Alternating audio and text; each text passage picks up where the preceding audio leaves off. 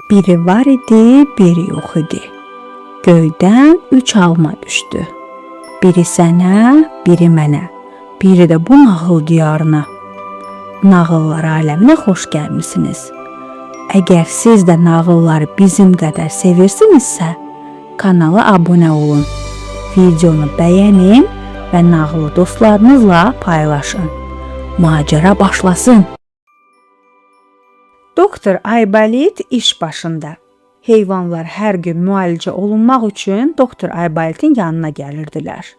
Bunların hamısı tülkülər, adadovşanları, suitilər, qabanlar və köşəklər onun yanına lap uzaqlardan gəlirdilər. Kiminin qarnı, kiminin dişi ağrıyırdı. Doktor onların hamısına dərman verir və onlar da o saat sağalırdılar. Bir dəfə Aybolitin yanına quyruqsuz bir çəpiş gəldi. Doktor çəpişə quyruq tikdi. Sonra isə uzaq meşələrdən gözü yaşlı bir ana ayı gəldi. Ayının pəncəsinə iri bir tikan batdığı üçün o zarıyır və hıqqıldayırdı. Doktor tikanı çıxartdı, yaranı yudu və ona öz qəribə məlhəmindən sürtdü. Ayının pəncəsindəki ağrı o dəqiqə sakit oldu. Çaka deyə ayı qışqırıb şən bir halda öz mağarasına, balalarının yanına qaçdı. Sonra doktorun yanına xəstə bir dovşan gəldi. İtlər az qala onu parçalamışdılar. Sonra xəstə bir qoç gəldi.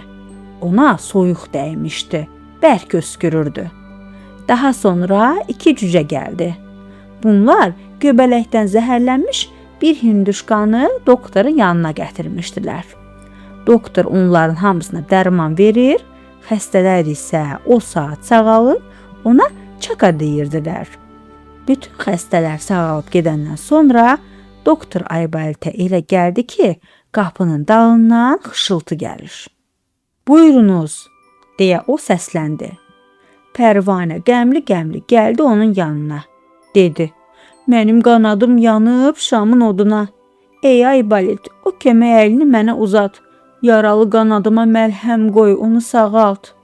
Doktor Aybolitin Pərvanəyə yazığı gəldi.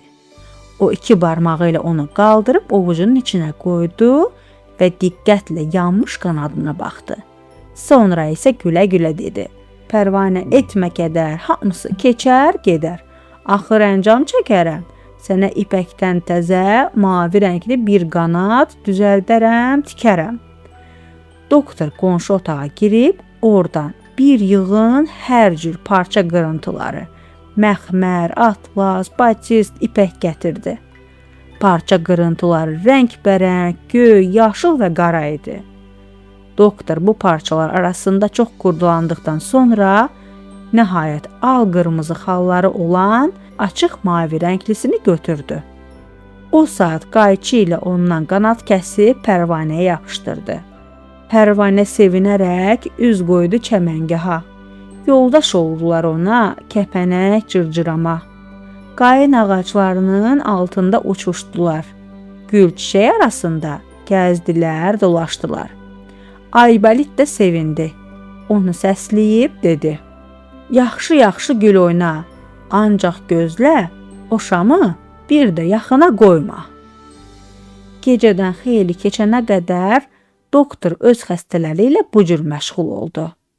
Gecə divanın üstünə uzanıb şirin yuxuya getdi.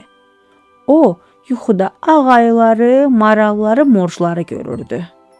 Birdən yenə kimsə doktorun qapısını döydü.